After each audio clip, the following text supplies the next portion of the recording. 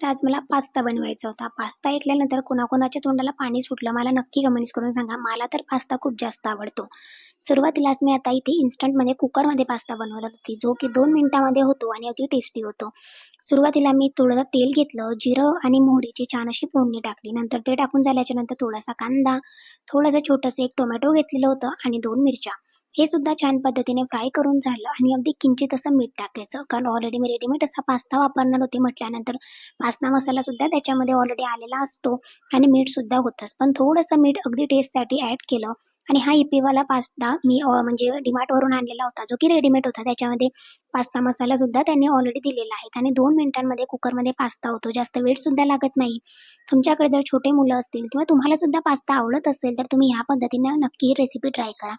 थोडंसंच पाणी ॲड करायचं. जास्त पाणी ॲड केलं तर अगदी पास्ता हा लवकर शिजतो म्हटल्यानंतर पूर्ण पातळ-पातळ होईल. म्हटल्यानंतर जास्त वेळसुद्धा लागत नाही. म्हणून थोडंसंच किंचितभर पाणी ॲड केलं आणि जो काही पास्ता मसाला होता तो सुद्धा ॲड केला आणि वरतून पास्ता टाकला.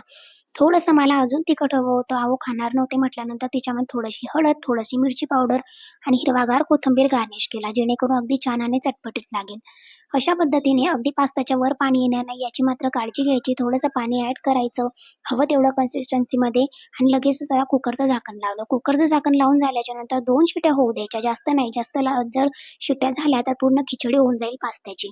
म्हटल्यानंतर प्रॉपर पद्धतीने पास्ता हवा असेल तर 2 शिट्ट्या होऊ द्यायच्या आणि मी सुद्धा आता इथे वाफ काढून घेतलेली होती आणि अगदी मोकळा-मोकळा असा टेस्टी पास्ता इथे तयार झालेला होता. लगेचच मी सुद्धा आता प्लेटमध्ये घेतला आणि तुमच्यासुद्धा तोंडाला नक्की पाणी सुटलं असेल. मला तर खूप जास्त आवडतो हा पास्ता.